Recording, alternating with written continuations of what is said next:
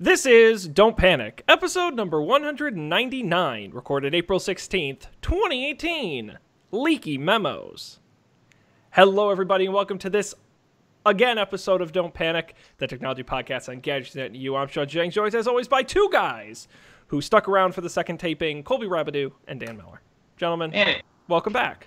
I feel like I just recorded this show. It's crazy. Yeah, you know, as much as I would like for the audience to not have to hear you two talk, we figured that it might be nice to have your volume turned on. So we're going to only... Hey, big thanks to Percy in the chat who pointed out, otherwise, I swear to God, we would have done the whole episode.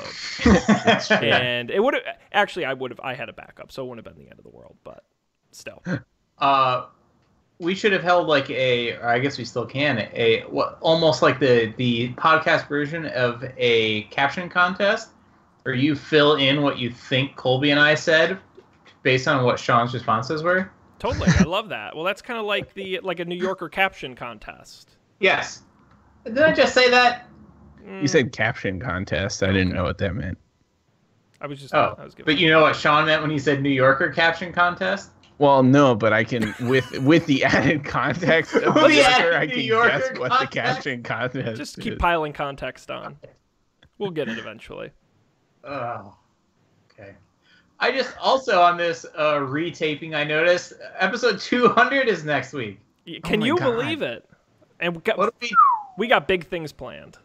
Yeah, such as? It's a secret. Okay. No, I don't know. I don't have anything planned. But we didn't do anything special for 100 either, so... Oh, but here, I feel like if it's a slow news week next week, and I have no idea if it would be, we could do our favorite Don't Panic episodes of the last 4 years. Or, not episodes, stories. Take the picks, take all your picks, and make a super pick. Super pick. We've done like so many. We have almost 200. It seems like a lot. That's my recommendation. Okay.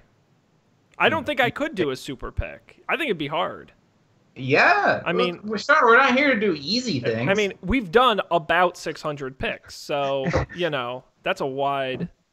I think what we should do is we should each pick our favorite pick from one of the other hosts. Ooh. So pick Secret Santa. Yes, sort of. Yes. So like I'll look at Dan's picks.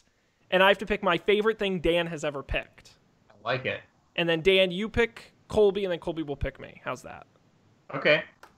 Okay. And I think that might be fun. And otherwise, we'll just reminisce about all the memorable moments over the years. All the good times. Yes. In the shows. Yep. I mean, think of all the best of episodes we've had. Just one, right? Yeah, the one time we will ever do a clip show and never again. Let me make that crystal clear. That was a nightmare. Too much work. Yeah, but gosh, that's great. But 199 is also a great number. Yeah. Does 200 have a special word? What's sesquicentennial? Is that like 150? I think so. 200 is bicentennial. Oh. That's a good one. Yeah. Oh, cool. You're right. 150. Yeah. It reminds me of the, what does it mean if you do something every 3 weeks? Sesquifortnightly. Yes! Oh, God. Oh, Lord. God help us. I was going to tell you guys, I had a coffee revelation. Oh! Over the past couple weeks. So, I discovered two things about coffee, okay? And part of this comes from I've wanted to get into pour-over. Because I think pour-over is good. I like it. Where did you have it before making it yourself? I've never made it myself. I've only had it at coffee shops. Yeah, that's what I asked. I feel like you and I are not communicating tonight. No, Dan, I never listen to you guys when we do this. I can't believe it's taking you 200 episodes. It's taking us 200 episodes to realize. I just gloss over whatever you say and just say whatever Sean, I think. What happened before is usually Sean mutes our our voices on his It's distracting. It's distracting. I can't give my best performance if I've got this chatter in my ear. No, Dan, no. I've never made it at home. I've only had it outside the home. But I like it. Where? I can't imagine you going to like a hipster coffee place. I have gone to hipster coffee places. Oh, wow. Yes, we have some here in middle of nowhere, Massachusetts. Okay. They do exist. So, and they do a good job. That's actually part 2 of my revelation, which now I'll make part 1, which is, have you had Starbucks pour over? No. It's actually not bad. Not that I'm a coffee expert, but I think Starbucks drip is terrible. But their pour over actually isn't that bad. It's way better than their... Like, if you don't have a choice and you have to go to Starbucks, but you also have a few minutes, do the pour over. Way better than their regular coffee. And how are they doing it like by hand like they would at the hipster coffee place? Wow. I don't think they do it with as much finesse. I think they're a little faster with it. But they do take the water and they don't pour it all at once. They pour a little bit, and it takes a little bit of time. But they'll do it. It's actually pretty good. Sweet. Cool. Which leads me to my other discovery, which is... I'm going to get so much shit for this. You can put cream and sugar in a pour-over coffee. I did not know that. I never put the pieces together because it was always pour-over, right? It's like, oh, it's a fancy coffee. You got to savor all the individual notes, right? Of course you got to drink it black. No, they'll let you put cream and sugar in it if you ask. And it's... Wait. Yeah. You have to ask? Yeah, I have a lot of questions here. Okay. I'll try and answer them. No promises. First one is Colby's question. You have to ask, like, is this Starbucks? Is this the hipster coffee place? No, I've been to actual hipster coffee places. Oh, okay. But don't they typically have the cream and I guess the sugar just out at the little accessory booth, coffee accessory area? I will say the Starbucks in my town does not. They have sugar out, but all of the creams are behind the counter. You have to ask. I guess I don't really remember if Starbucks did No, that. most of them do. It's just weird that mine doesn't. The other thing is the fancy Italian coffee shop near me, like, is so obsessively snobbish about everything that I am afraid to ask. And afraid to do it, like, myself. Because I'm afraid that they will judge me in the same way they judged Colby at that Subway. I don't... Yeah, I don't, definitely just as bad. I fell down at a Subway. Yeah. Spilled the soda on me. And they're still mad about it. No. Okay. A shame. Oh, did you spill the soda and then fall down? Or did you fall down and then spill the soda? I fell down and spilled the soda, and there were no caps. They were out of caps for the soda, so it was less of a spill and more of a I threw it. It's sort of like all the liquid went up out of the cup and came down projectile slipped. Yeah, yes. I see. But it's better you did it with a soda than with a hot coffee. Definitely. Yeah. And the silver lining was that this was at the Subway right across the street from my old apartment. So I just went back to my old apartment and changed my clothes. And moved on with your life. Anyways. I did. Yeah. Okay, so you will do that. And that, I guess, makes sense. And you can still tell that it's pour over when you put cream and sugar in it? If you gave me a drip coffee with cream and sugar and a pour over with the exact same amount of cream and sugar, absolutely you can tell a difference. Okay. It makes it way better. That's a fun trick for the folks at home. Interesting. What about it is better? Is it the notes? Well, it is. Well, it's the same thing between a regular drip coffee and a regular pour over. It's the same thing where it's just whatever about, just it tastes better. Like it's got more flavor and it doesn't have that burnt sort of machine taste. flavor that does it when you put it through the machine. So it's a win-win. Now, how much cream and sugar are you putting in these things? I try not to put in as much, and I am not insane enough to do French vanilla flavored creamer in it. That is a step too far. You're a monster. Even I know better. Hang on. Even last week at the co-working space, they have a Keurig machine. And, whatever. In a pinch, it'll do. But the only coffee they had was, the hazelnut-flavored coffee pods. I hadn't had that since college, and it is sickening. It's sickening. It's great. I drink that every day. You know what? You know what? My beef with, I've definitely told both of you this before, but I don't know if we talked about it on the podcast. But my beef with flavored coffee is that it smells amazing. Like French vanilla coffee smells awesome, but it tastes exactly like regular coffee. It doesn't taste like anything at all. It tastes like regular coffee with more sugar in it, which is what it is. Yeah. Like if you just have, I just mean like you can buy French vanilla coffee beans and there's no sugar in it. Like it's just like French vanilla flavored and it smells like it would be amazing. It smells like it would taste like a Starbucks like caramel macchiato or some shit like that. But really it just tastes like coffee, but it smells like something else entirely. So just like maybe it's like cognitive dissonance or something where your nose is smelling one thing and your mouth is tasting garbage. Right. Yeah. No, it's very confused. French vanilla is the weakest of the coffee flavors. Ooh. I'll go there. Up for debate topic. You know, we've never done coffee. We've never done coffee. Coffee flavor bracket. And see how poorly you can do this one. And I'm gonna stand up. I think the nuts, your hazelnuts, your pecans, your nut flavors. That's the way to go, because it complements the coffee. But anyway. That was my so now I get to try pour over, but I don't have to drink it black because I don't like it that way. What did you get your gear yet? No, are you all geared out? Geared out of your skull? No, but the problem is I make a big thermos when I go to work every day, and I'm so lazy in the morning that so I'd end up having to keep my Keurig, and I think it's just more of like a special when I don't know if I'd go through the hassle of doing it, and they got to keep all the stuff at the house and. Yeah, I have like a plastic pour over thing that's what I use to make my coffee every day. It's like a thing that holds the filter, and then there's a thing that goes on top that you put the water in and it drips through slowly just into a cup. It makes one cup at a time. Yeah, but then you also need a kettle as well to heat the water. Yeah, I mean I use a teapot. Like I don't use. That's what I mean. It does.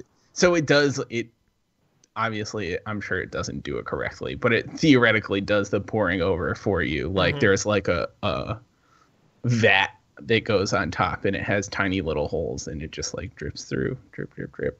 I feel like it comes out pretty good. I haven't done a taste test though. Yeah, we'll have to come to your house and do and because we know you're a good bartender, but we have not experienced barista Colby. Right. You know, barista Colby is a lazy motherfucker. That's the best kind of barista, though. Hey, you come to my house, you get the Keurig. So that's just called being efficient. I guess that's true. Yeah. Well, we should do it. Dan, you can bring your actual fancy thing. Right, my glass bottle and the coffee filters that fit in it. It's a whole lot of equipment. Now, see, for me, I find like I had a Keurig thing for a while, and they say that you're not supposed to drink coffee as soon as you wake up. Yeah. And not for like optimal, sort of caffeine utilization. Mm-hmm.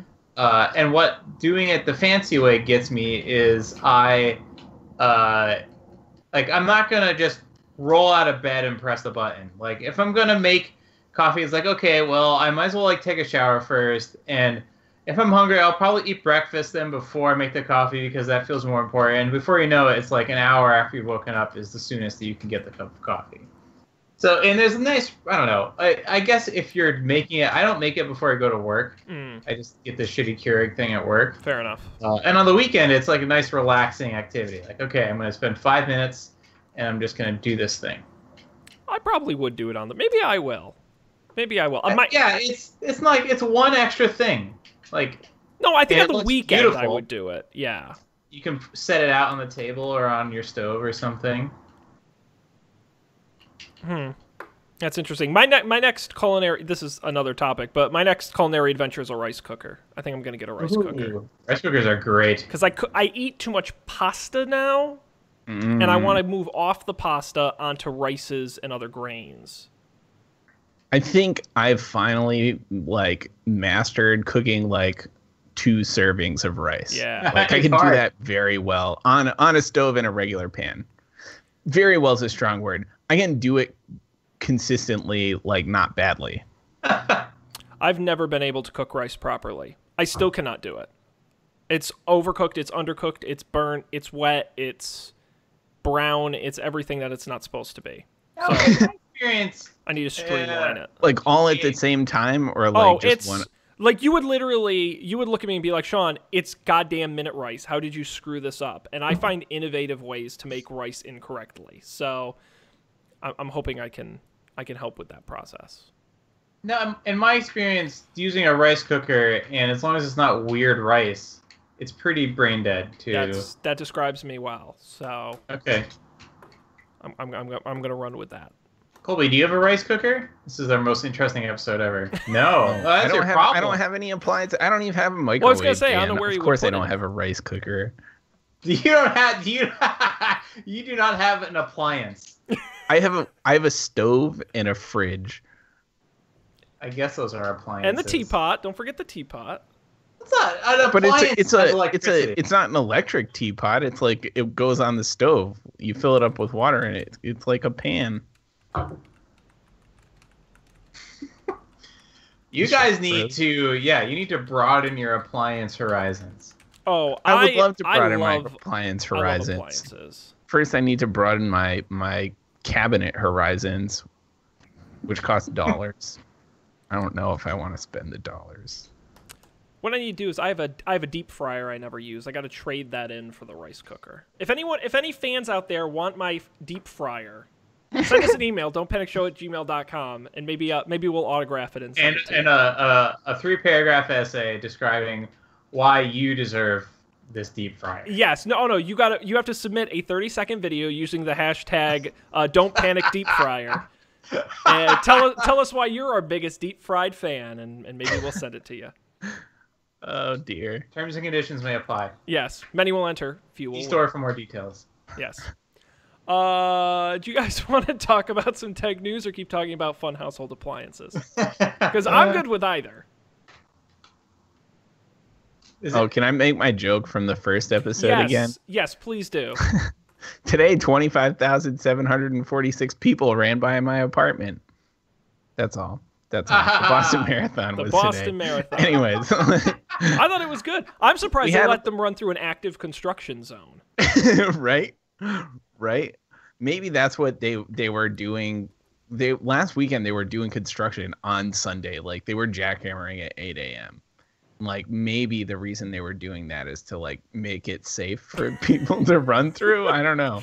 I can just imagine the horrific scene of like just people piling up on each other as they're tripping and falling in the construction zone in that little tunnel. Right. I can imagine it too. Bad idea. Madness.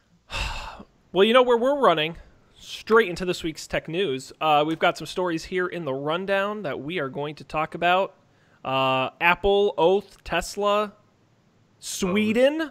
I don't know, guys. Sweden. Where do you want to start? We got all kinds of stuff in here.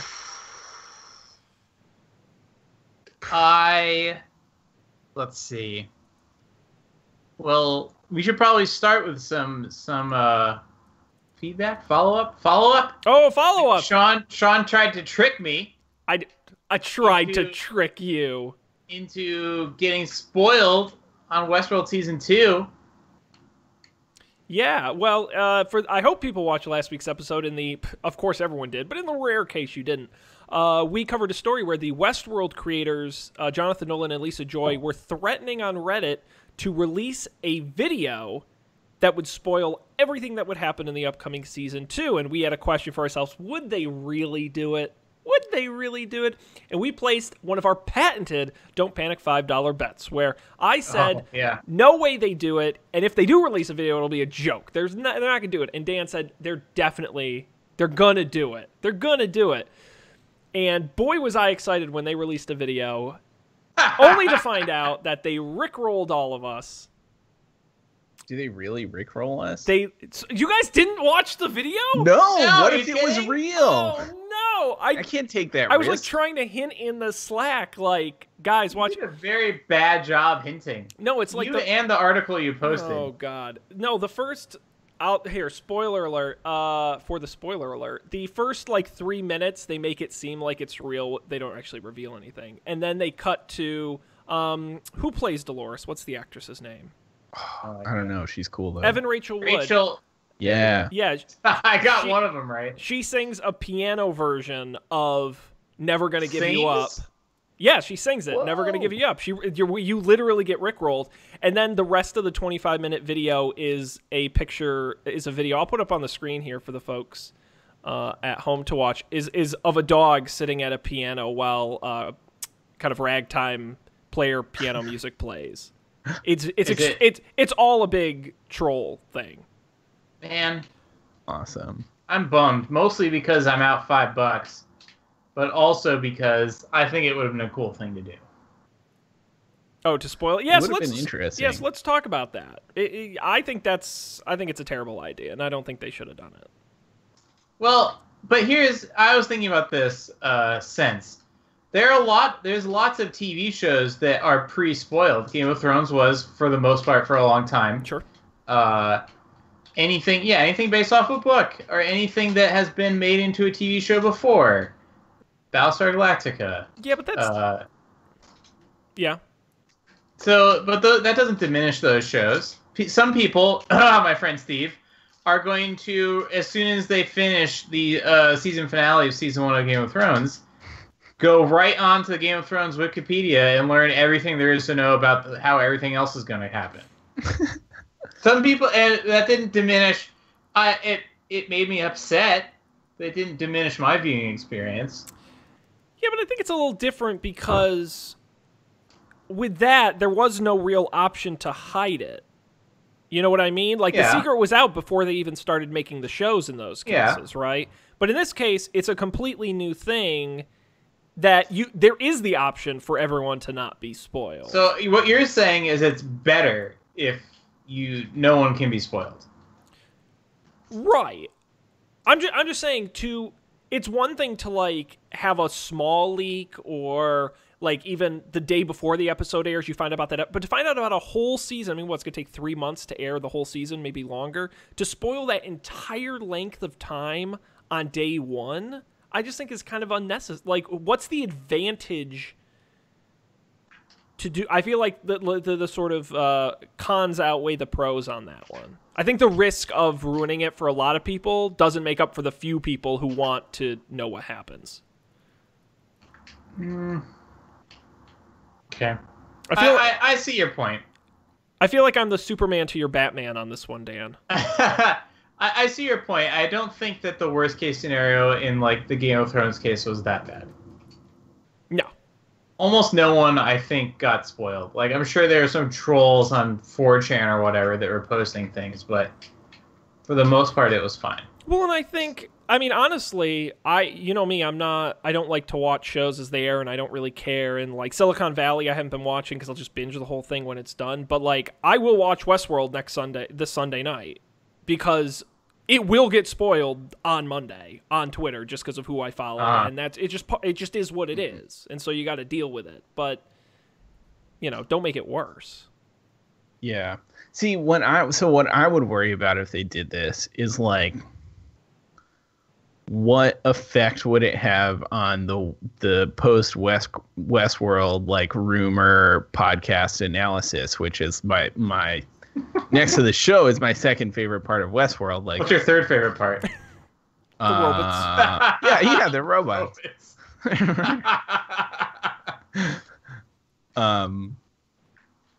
Like I feel like I listened to a similar podcast about Game of Thrones, but I feel like it's hard to say like Game of Thrones is past the books at this point, right? So like, whatever is happening in Game of Thrones now it's effectively a new show. But did you listen to that podcast when one of them did know everything that was going to happen? What do you mean? Before they went past the books, did you listen to that podcast and hear the analysis? Unfortunately, I don't. Well, maybe a little. It was still good, but it was...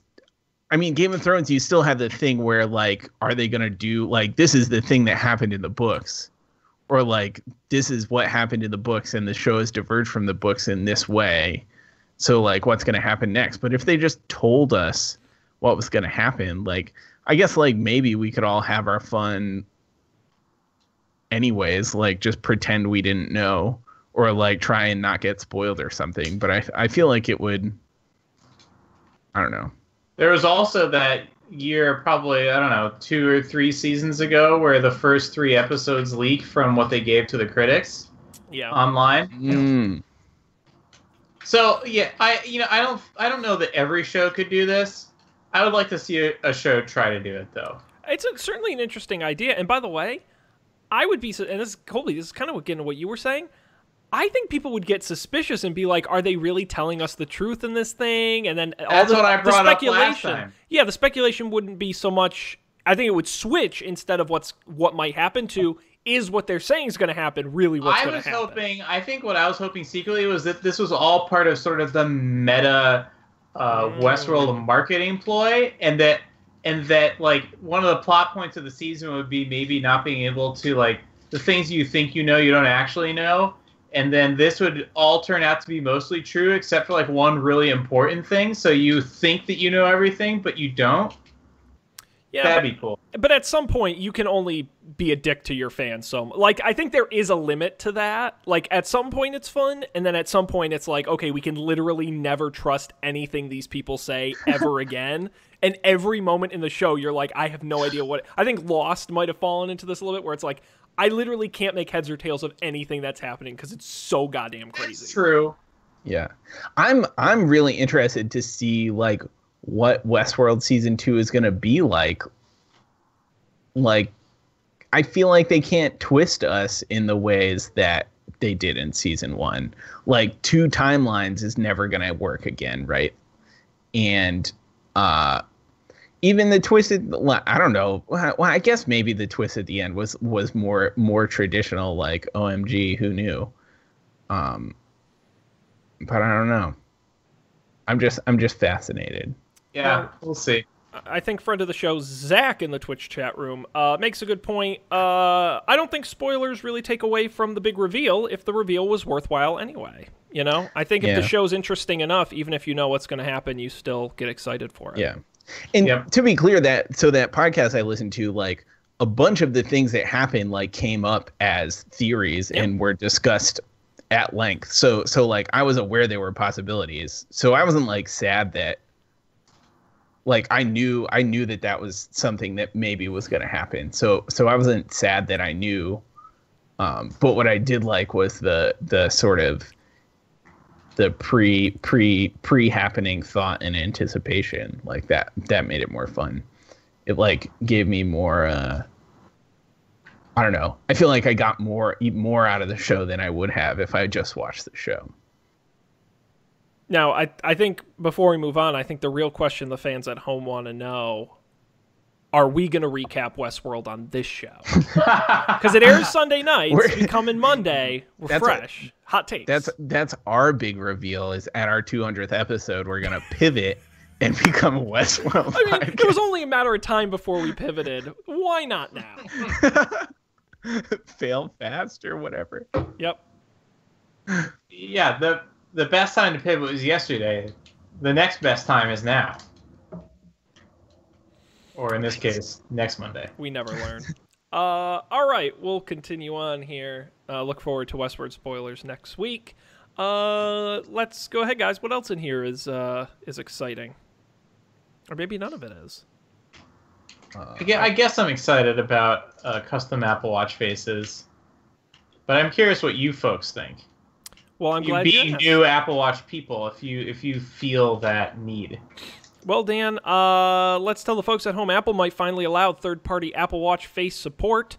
9to5Mac uncovered code in watchOS 4.3.1, which includes some hints to what's to come in future updates, including a message that states, quote, "This is where the third-party face config bundle generation would happen." Code comments. It's a placeholder reference. But it appears that Apple could allow for developers to make their own watch faces at some point in the future, which, frankly, I don't think is very surprising. But that being said, I don't know, Colby. What do you think?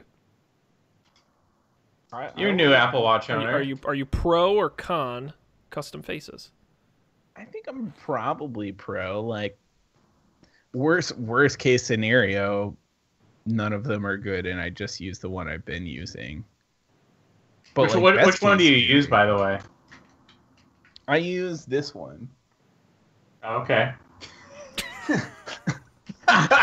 For the folks at home, that was one of the analog ones. Yeah.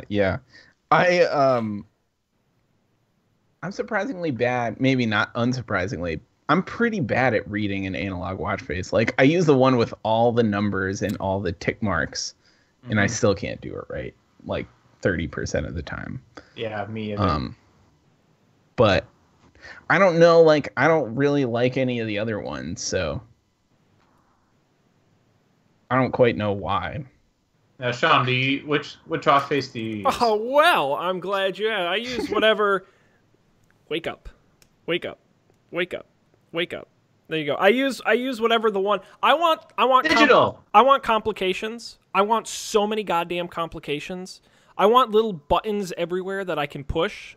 Like, to me, that is the ideal watch face. And so I did feel limited when I first got the watch and was setting it up. I'm like, really? This is all like Mickey, Minnie, Buzz Lightyear, and then like a couple regular clock faces. I kind of wasn't impressed. I was coming from Pebble, where you kind of have a lot of options, which was neat.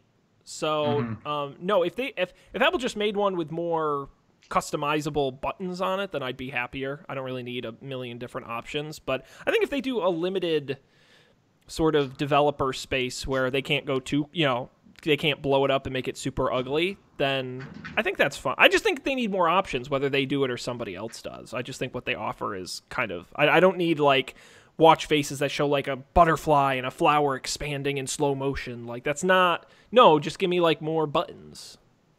More complications? Yeah, I want like right now you just have that row of 3 and then like the one wide widget, but I want like a giant ass grid of just all complications is what I want. I don't know what I want. But I'm hoping you want Apple to tell you what you want. Right. Well, what I'm really hoping is that, like, I don't think Apple has figured out what I want yet. So I'm hoping that they do this, and then some smart person out there is like, I know what Colby wants, and they make a watch face just for me. Just for me. I think that would I've had an Apple Watch for so long at this point that I don't feel the need for this anymore. I like the idea in theory, but I'm not like jonesing for it. But I kind of do like the idea of, well, one thing that I haven't quite gotten the handle of is when certain apps, like if I'm listening to Overcast, when the Overcast app is front-facing, but it's not the watch face. Like, what I would love is watch faces that change based on your use. The Siri watch face. Okay, but without Siri, because I hate Siri. So what do you mean? So what I want is a watch face where, like, the top third is the time and the date, and then the bottom third changes based on your activity. So maybe if you're listening to Overcast, it's Overcast, but the time is still there and it's still your regular watch face. This is the Siri watch face. It's not, this is though. The one I use. It doesn't work. I don't like it. I'll try it again. I'll try it again. I tried it when I first got the watch. I didn't like it. For you, Dan, I will try it again. Okay. Because it didn't. Maybe then just not enough apps are integrated. I don't know. Yeah, the Overcast app I removed because the default sound integration thing is better. So if you're playing Overcast and you do not have the Overcast app installed, it will show you the widget because you're listening to sound on your phone. Yeah, and also the Overcast app doesn't allow you to control sound level with the digital crown, I don't think. Right. Which is very annoying. Whereas the sound widget does. Yes. Yeah. Did you know, Dan, by the way, that you can set, you're on your AirPods, when you double tap them, it activates Siri, and then when you like pull one out, it stops playing. Do you know you can set each earpod to do something different? No. So you can make, like, if you double tap on the left one, it's Siri, and you double tap on the right one, it pauses your music. Or, like, you can program it to do different shit. Oh. Like, if you take out the right one, it stops playing, but if you take out the left one, it'll keep playing. It's not very Apple-y at all. It's crazy. It's big. They buried in the settings. I was so impressed. I have another Apple Watch fun trick. Ooh. Did you know that you can change the crazy circle grid of icons into a freaking list? I told you how to do that. Oh, you told me how to I do told that? you on the show how to do that. It's changed my usage of the watch. Those little bubbles were awful. They were awful. That was the first thing I changed. They're fun to scooch around, but after that, so impractical. Yeah. Yeah. I like to think of myself as a ruthless alphabetizer, and I appreciate that the list is in alphabetical order. Yeah. Ruthless alphabetizer. Where'd you pick that habit up? Work. Your local library. Pain. JavaScript. That's the answer. Because I knew that about you when it came to JavaScript, but I didn't know if it started there. Like, do you alphabetize other things in your life? Well, now do you alphabetize other things in your life? Like totally. Your books or anything? Not books, but like, I don't know. Like, if I ever type out a list of things, like if I typed out Colby, a list of our names, I would say Colby, Dan, and Sean because it's in alphabetical order. Sure. Also, you put yourself first. But that's, hey, you know what? It's just alphabetical Colby, order. It's fine. I'm not going to judge you. We need a Bethany on the show or a Ben or something. Well, actually, it is funny because I don't know why I don't know what. Yeah, I have no idea why, but in the episode, when you look us up on iTunes or anywhere, it's Dan Miller, Colby Rabideau, Sean Jennings. And I don't know why it's in that order, because it's not... It's like a scientific paper. It's listed in terms of the prominence of the contributor to the effort. Sure, Dan. Sure. I think the real explanation is I made that RSS feed before I had picked up this habit. That would make sense. I just like how I'm last no matter what, so... And then it's carried through to everything else. It's lasted to this day. Actually, we could do it by last name, and then it'd be Jennings, Miller, Rabideau. Well, Game Nights is alphabetical. It's Colby, Dan, Matt, and Sean. So that one we fixed that one. What about Up for Debate? That's Matt and Sean. So that's alphabetical by first name. Damn. Anywho, that is your Apple Watch coverage for today. We got time for another story, guys. Don't all jump at once. Sweden. The one thing I don't think we've ever chanted here on the show before, but we like Sweden, so we'll talk about it. Sweden is heading towards becoming the world's first completely cashless society, but not everyone there is excited about it. This is interesting. I didn't know this. In only a quarter of people living in Sweden say they use cash at least once a week. And the proportion of cash transaction in retail there dropped from 40% in 2010 to just 15% today. That means, you do the math, 85% of transactions are non-cash. Do you know what these stats are in, like, the United States? No, but there was a good number in here. Oh, so here you go. Eurostat figure, this maybe isn't the same. 85% of Swedish people in a wide age range bank online. The EU average is 51%. Okay. So quite a difference there. Interesting. There was also I wonder if it's because it's so goddamn cold there. They can't. They're not willing to go outside. I'm sure they've never heard that joke before. And interestingly enough, cash is only handled in 7 out of a total of 118 branches of the biggest bank in the country. So they're heading away from that. The issue is that people like senior citizens don't feel comfortable about it. They like to pay with cash, and they're not comfortable using a card. They give an example of a woman who had to pay €6 or 75 kronor to pay back a friend who booked a train ticket for her because she couldn't write a check. I don't know, guys. Is this a good thing or a bad thing? The problem with these digital payment methods is that they require standards. Mm-hmm. Like, cash doesn't really, like, you sort of standardize on a currency, but beyond that, there's no, like, oh, well, you can't hand me the money in the way I expect, so it's not going to work. Cash always works. Like, I had this problem the first time I went to the EU back in the day before American credit cards would give you chip. Yep. when the train ticket vending machine only took chip cards. I couldn't get a ticket. Yep. Unless I was at like a main station with a booth and a person and everything. More recently, when we were in the EU, we did have chip cards, but they required a signature, which also didn't work with the machine. Right. Because it worked with the machine, but the waiter or waitress at every restaurant we went to never had a pin. So if I go back there, I'm bringing like a box of pens with me. Keep it. This one's on me. Yeah, just spread pens across Johnny Pen Seed, something like that. Maybe I'll get pens with like America themed pens on them, so they know what it's for. Oh, Keep Don't it. panic themed pens. That's called guerrilla marketing. Don't go there, Dan. You know I'll put our logo on anything. On anything. I'll put it on my deep fryer. So. Polar. Yeah, it's I'm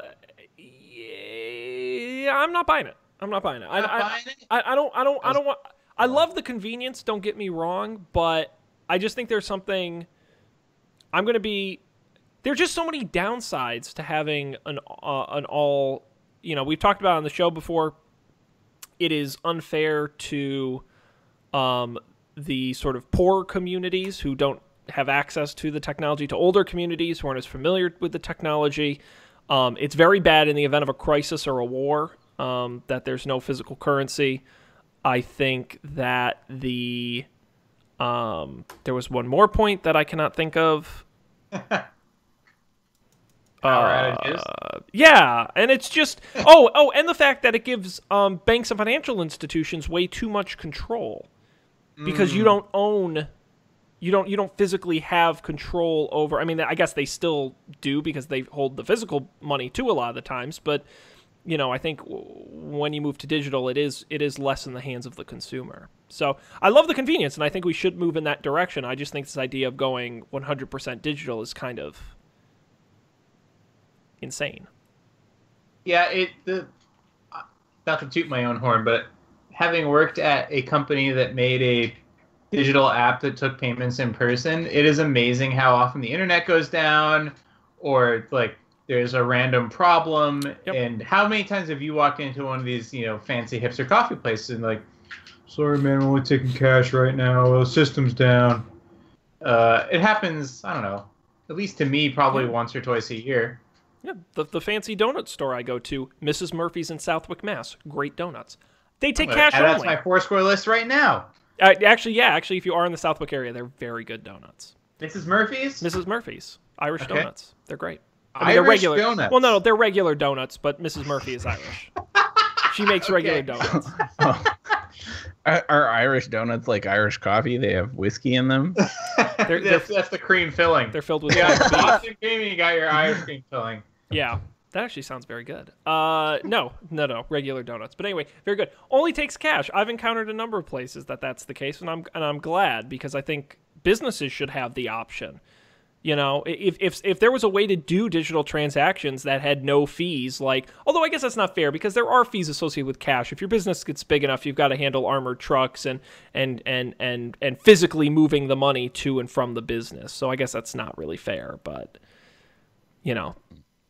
I don't know. I think this is just an opportunity where the small guys need to win. I don't want the big guys to win on this. Damn it. They win on everything else. It's America. We're all about the big guys. No, I know. Yeah, look, hey, capitalism, super duper. I can use my phone to pay for things. Wow. I did recently feel like... I can do that more and more now. I've been noticing. Oh, it's great. Oh, I do it all the time, as much as possible, but... Use your phone to pay for stuff? Yeah. That's cool. Recently I was thinking that I should get a bunch of cash and hide it in my apartment somewhere in case of emergency. Like, what if, I don't know. Are you becoming a prepper, Colby? Do you have a small bag? A small. I don't have a go bag yet. Yeah. But I could. Put it. If I got a bunch of cash, I could put it. It certainly wouldn't have an iPhone in it. Your go bag. You're gonna have some cash. Yeah, put it next to your freeze dries, ready to eat meals and your anti-radiation pills, and you'll be good to go. Your Alex Jones powder, man. Yeah, get rid of those folds on your brain. Are anti-radiation pills a real thing? That's just in Fallout, right? No. Well, they're not anti-radiation pills. I forget what they're called, but there is a pill that you're supposed to take to help. Oh, cool. But It's called Radaway. Yup, it's all real. Oh no, Rad-X is the one you take before. Radaway is the one you take after. So glad you cleared that up. Thank you, because we would have gotten so many letters. The fans on the message boards would have been going bonkers if we didn't clear that up. I still can't believe they never made Coca-Cola. Oh my god. Okay, we gotta move off this. Moving on. No. Yes. Yes. We've got time for one more quick story. We're running a little ahead, if my counting is correct. I guess the Leaky Memos thing is pretty funny. Okay. Yeah, let's talk about that. Guys, do you know the best way to get your memo leaked? A lot of people don't know this. Work in the Donald Trump White House. True. But the joke I was going for is write a memo about leaking memos. It's guaranteed to leak. That's the Barbara Streisand effect of memos. Yeah, so that's exactly what happened to Apple. They warned employees to stop leaking internal information on future plans, and they wrote a memo about it, and it leaked. According to this lengthy memo posted to its internal blog, it's caught 29 leakers last year and sent 12 of them for criminal charges. Quote, these people not only lose their jobs, they can face extreme difficulty finding employment elsewhere. Apple outlined situations in which information was leaked to the media, including a meeting earlier this year where Apple's software engineering head Craig the Hair Federighi, told employees that some planned iPhone software features would be delayed. We talked about that on the show. Apple also cited a yet-to-be-released software package that revealed details about the unreleased iPhone X and new Apple Watch. The crackdown is part of a broader and longer-running attempt by Silicon Valley technology companies to track and limit what information employees share publicly. What other Silicon Valley technology company does this? There was I scrolled past it, but it was saying something about it. I guess there was the Facebook internal discussion thing a couple weeks ago. Facebook executive Sheryl Sandberg last week talked about her disappointment with leakers. In 2016, Google fired an employee after the person shared internal posts criticizing an executive. When I worked at Facebook, they told us we would be fired if we leaked stuff. Or at least, I don't know. I guess the circumstances were perhaps taken into account, but it was floated as a possibility, I guess. Well, I'm sure that there's all kinds of paperwork you have to sign. Oh, yeah, totally. Right. I think it would probably depend on what it was you leaked and the circumstances under which you leaked it. Psst, I got a secret. They've got free snacks. Don't tell anyone. It's between us. But it is a possibility. That's why I've chosen to work in industries where no one really cares if you leak. Like, why? Because you would be a leaker? No, but it's like I could talk on this show about the secret technologies we're developing for the future of commercial flow slope roofing, but I don't think anyone would care. These are a bit more high profile than that.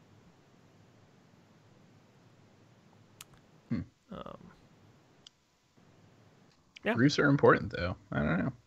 Oh, look, hey man, today we learned a valuable lesson. They keep you dry even when it's raining out. But no, I won't spill any of the company's secrets this time. Yeah, New York should take out a contract with the OMG. Man, we make it happen. It is our slogan, after all. And we don't just say it. We need to get some stuff. We need to get some stuff happening. We're making it happen, Dan. I'm telling you. You know what? I actually can. You want me to leak? I can leak a little something. You want me to leak a little something? Yeah, it's so late in the show. Everyone's tuned out. We have. This is a lot of companies do this. It's popular. They make up stickers, real life stickers. Not the virtual Oh, camera, okay. the real ones. Not like these, like not like the iMessage. No, stickers. not that bullshit. No. Real stickers. And then what they do is you put it on your hard hat or on your tools up on the roof. We got some OMG stickers. We're going to be giving them away. All you got to do is give us your address. We'll send you a free sheet of OMG stickers. That's all it takes? That's literally it. So next week, follow us at OMG Roofing on Twitter, and we will tweet out a link. And you go there, you give us your mailing address. We'll send you stickers for free. And you can stick them on stuff. Anything you want. Whoa. Can I put them on my laptop?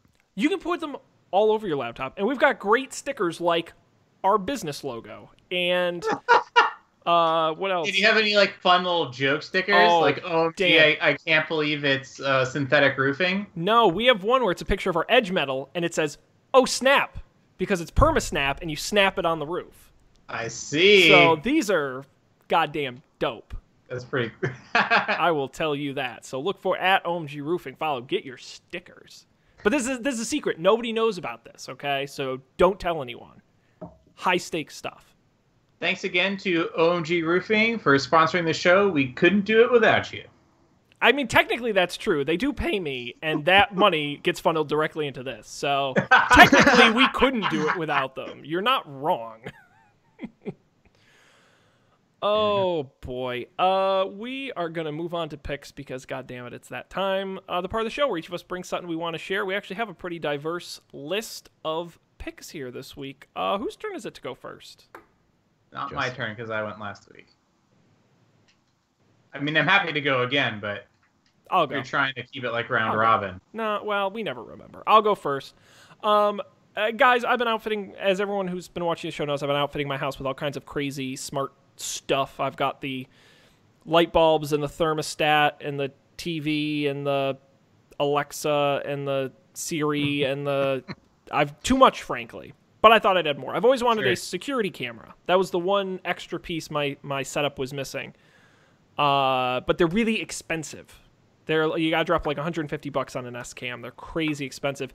And I saw a post about Wisecam, WYZECAM, Wisecam, and they said it's a security camera, a smart home camera that is $20. I said that's insane. I do not believe it. And people were vouching for it. They say it's pretty great, and they just came out with their version 2, and it's even better. And I said, bullshit. $20 is a low enough price point, as I've proven on the show, that I will try anything. And I did. So I bought it. Challenge accepted, by the way, but go on. Absolutely. And so I bought it, and it's actually pretty great. I mean, look, it doesn't have all of these like super smart features that, it doesn't have AI. It's not going to learn you from your dog, but it's a camera. The quality is really nice. I'll show you guys. You guys want to see what my house looks like in the night vision? Yes. There you go. We'll put this up on camera for the folks at home to see. That's my dining table and my kitchen, and that's my condo. But with night vision. Oh my God, who's that? It is funny too because it does motion sense. I mean, I live alone, so it motion senses me. It's like motion alert, and I'm like, yeah, it's me, you dumb. So it's not that smart, but you can set certain parameters. The quality of the camera is very good. I was very impressed. The app is very simple, but you can do playback. It's got like limited cloud functionality, but you can put a memory card in it and record a bunch of stuff. The app is really nice. I think they say IFT integration is coming. It's not there yet. It's on its way. The night vision is really nice. It worked. The quality is really good, especially with the infrared. It's got like a microphone in it and a speaker, so you can talk out of it. It does all that kind of stuff. And for $20, it's such a no-brainer for me. Like, I'm probably going to get another one for my front door. It's great. It's great. I was actually seriously impressed so far. Anyway, it's been like 2 weeks, but you can check it out. Wisecam. Do they have an outdoor thing? If you're going to be putting it, like, what do you mean by your front door? Yeah, so I haven't decided yet. Probably because of where my front door is, I would probably put it in the window and point it out. But like my back door, which is at ground level by my garage, that one I would probably put outside. You can put this outside. I don't think it's like super waterproof, but if it's under something, I think you're like I have an outcropping, so I think you're okay at that point. Outcropping, wow, fancy. Yes. Have you found anything cool with it yet? Any like deer poking through your house or anything? No, Dan. My house is about as boring as you would. Although there are a lot of loud, because it's got motion detection and sound detection, and there are a lot of weird loud bangs when I'm not home, and I don't know where they come from. But I'll play back the video, and I'll get like sound detected. I'll play it back. It'll just be like the most nothing is happening, and then just bang. What the hell is? So I don't know what my neighbors are doing during the day, but they're being loud. So anyway, there you go, Wisecam. Check it out for $20. It's really not bad if you're in the market for a camera. Try it. See what you think. Colby, what do you have here? This looks technical. It's a little technical. Recently at work, I found myself needing to do some Postgres database administration. Light Postgres database administration. And I used to have this app that I use for MySQL database administration, but unfortunately it does not work with Postgres, so I had to find a new one, and I stumbled across this one called Postico. You can use it for free. Some of the features are behind, like, there are some features that you can only use if you pay for it. But the thing that I like most about it is, one, it's like very Mac OS-y. It looks nice. It's like pretty utilitarian. So far, it's done everything I needed it to do. And it like, when you're making changes to stuff, it does this cool thing where like it shows you the changes before you like save them, sort of, and then you can also like see the SQL that it's generated, which is really cool. So if light Postgres database administration is something you find yourself needing to do, that sounds, for better or worse. I'm not saying it's something you should do, but if it happens, if it comes up, this might be a useful thing to have. So, warning, I was just being told a story over the weekend about how someone was using... Which MySQL client did you use, Colby? Oh, it's called like SQL or something spelled weird. Is it the pancake icon? Yep. Yeah. So someone is using the pancake icon at Etsy, and they connected the production database and took the entire site down because the thing does all these other queries to like power the views and like prepare data for features that you might not even know exist. So be careful. Yeah. I would not have thought about that. Like I said, light database administration.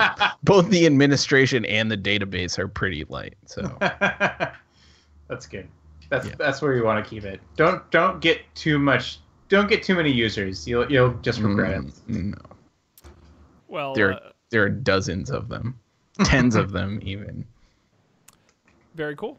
Zach in the chat, Postico is quite nice. He's a fan as well. He mentions Colby, the full stack developer. So, yes, I don't know if that's good or bad. It's happening. It is your life. One way or another, Colby. No more of this JavaScript bullshit for you anymore. You're in it. You're in the shit. I don't know. It might all be the same. It smells the same. Must be JavaScript. Dan, what do you sent us home? What do you got? Yeah, over, I guess this was a couple weeks ago now, over Easter break, I watched Ugly Delicious, a Netflix show. It's one of those Netflix food shows. I'm pretty sure I picked Chef's Table in the past. Ugly Delicious is by a chef in New York, so, it feels sort of close to home. But the thing I like about it, I love Chef's Table, and it's got, like, the exquisite camera work, and some of the best restaurants and chefs in the world are featured on it. But it at times can feel a little much. Like when the third chef is like, and I just decided to throw out all the rules and I made a dish that only had bubble gum in it. It's like, okay. Ugly Delicious is not that at all. It's just like, let's get some tacos. Let's get some crayfish. Let's get the best tacos in the world. And let's just, put them on screen and talk to the people making the best stuff.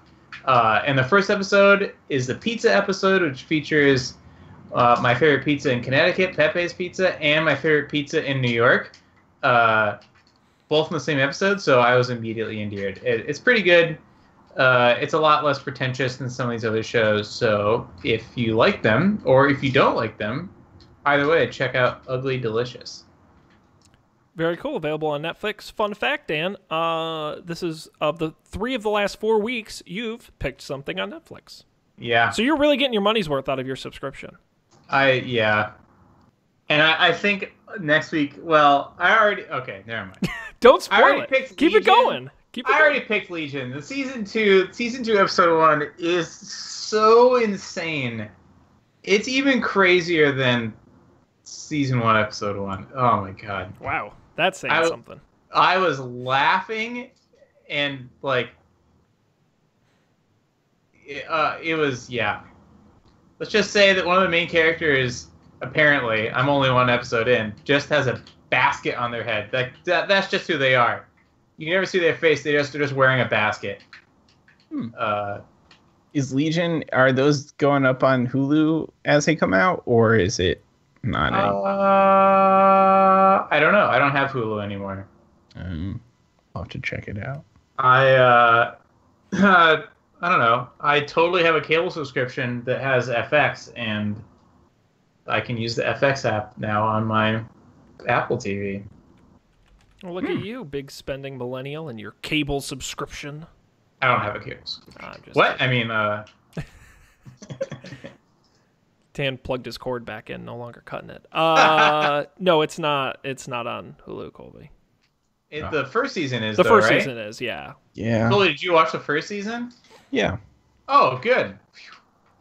I finished it eventually. I think Emily and I ended up watching it together. I had started it, and like it was a lot to do by myself. It's like I needed to like talk about it with someone and just not be alone. I don't know. Right. Wow. So what'd you think? I liked it. I imagine I Emily liked liked the a lot. She liked Twin Peaks. Indeed, yeah. I like the way that there was a lot going on, and it was like fun to watch in the way that there were things to remember from past episodes. Like I enjoy that. I enjoy shows like Westworld. I also like the way that the main character guy's character evolved. Like at the beginning, he was like kind of like quirky and dorky and fun, and he was like pretty freaking evil kind of at the end, which was crazy. The way that they like, I haven't watched a more beautiful TV show since Breaking Bad. It's just so, every scene is so much fun. Like it feels like you could pause any frame and just look at it and be like, wow, how do they do this? You felt that way about Breaking Bad? Yeah, like there are scenes I still like. There are iconic scenes that just like look cool in Breaking Bad. Yeah, I had no idea. Once cable television started getting real budgets, they've done a lot of good work. Be cool. I never watched Breaking Bad. I watched like 3 episodes. That's all. Yeah, I gotta watch the first season and then skip to the 3rd season. No, isn't the 3rd season the bad one? Or is it? No, I thought it's funny because the first scene that comes to mind as beautiful is the pool scene, but that's like the most pointless scene at the same time. That season is the reason I stopped watching Breaking Bad. I thought that was season 2, but maybe I'm wrong. Okay, whatever the planes one was that killed it for me. Anyway, I gotta get. I loved the Legion pilot. I thought it was amazing, and then I just never got around to watching the rest of it. So I gotta get caught up. The pilot's really good. If that were a movie, I would have been like, "Whoa," you know? Yeah, it'd be like some sort of, I don't know. Would have made a great movie. Like yeah, it would have been a great movie. Anyway, we've got to wrap it up here. Thanks, folks, for joining us. I think we did better the second time around anyway. This has been another episode of Don't Panic. Of course, our website is don'tpanic.io. You can go there. These guys built it. It's very nice. You can get the audio, the video, and the pics. The best place to get them. We'll have links right there. You don't even have to remember what we talked about. You can just go right to the website and check it out. Also, you can find the places to subscribe to the show anywhere you get podcasts. We, of course, recommend Overcast or iTunes, but really anywhere is fine. We're probably there. You can also get the video version on YouTube at youtube.com/don'tpanicshow. Of course, follow us at Don't Panic Show on Twitter and email us don'tpanicshow@gmail.com. We will be back next Monday night with more tech news. But until then, we have to wrap up. So on behalf of Dan and Colby, I'm Sean. Thanks everybody out there for joining us. It's been a pleasure as always. We'll see you next time for more tech news and good times here on Don't Panic.